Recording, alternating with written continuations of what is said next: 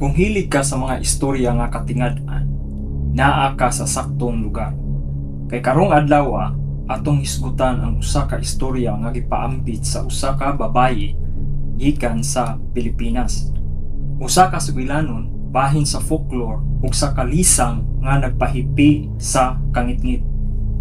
Kini nga istorya nahitabo sa usa ka lungsod sa Iloilo sa dugay na panahon. Sama sa ubang gagmayng lungsod, ganahan ang mga tawo nga magtabi-tabi ug dali ra makakaylap ug mga istorya nga gikan sa chismis. Apan sa Iloilo, ang tabi-tabi dili lang bahin sa mga tawo, kini mahitungod sa mga mananap. Ilabi na ang usa ka makalilisa nga binuhat nga nailhan isip manananggal. Usa sa mga tawo nga kanunay gichismis mao si Mrs. Miranda, ang lula sa usa ka batan-ong babayi. Para sa iyang pamilya, si Mrs. Miranda ang pinakalami nga pagkatawo sa kalibutan.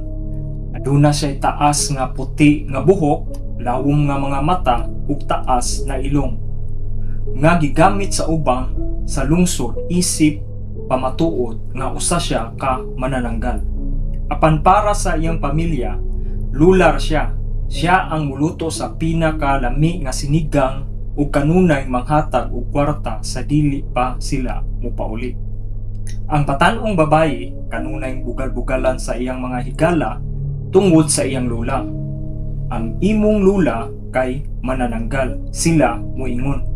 Sa kadugayan, gigamit pagani sa babae ang chismis para makalikay sa mga manggawasnon. Ingon siya, "Tawgo nako akong lula kung dili mo muhunong." Ang mga manggawasnon dayon moatras.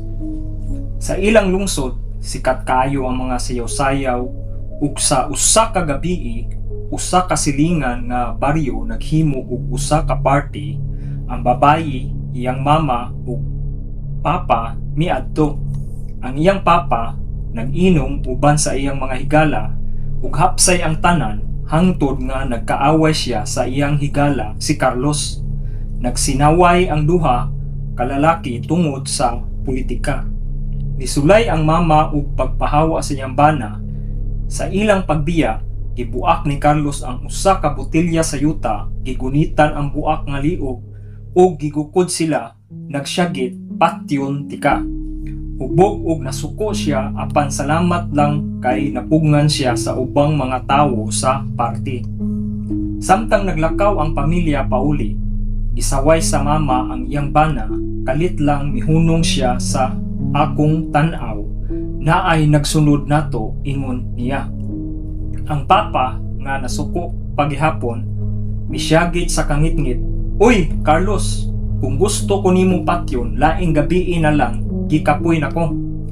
Nagsugod sila sa pagdagan, sa dihang nagkaduol sila sa usa ka baga nga lasang, kalit lang nga misinggit si Carlos og midalagan.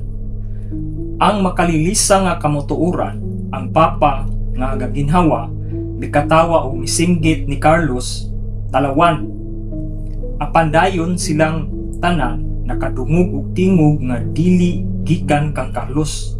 Kini usa ka kusog nga makapabugnaw nga pagpakpak sa mga pako sa ibabaw mismo nila. Wala gani sila mulantaw sa taas, nahibalo sila kung unsa kini. Ang ingon nga pagkapakpak sa pako nagpasabot lang na usa ka butang, usa ka manananggal.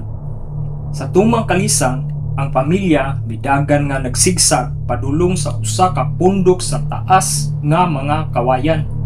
Sa ilang pagsulod sa kawayanan, nakadungog sila og makalilisang nga syagit sa usa ka babayi.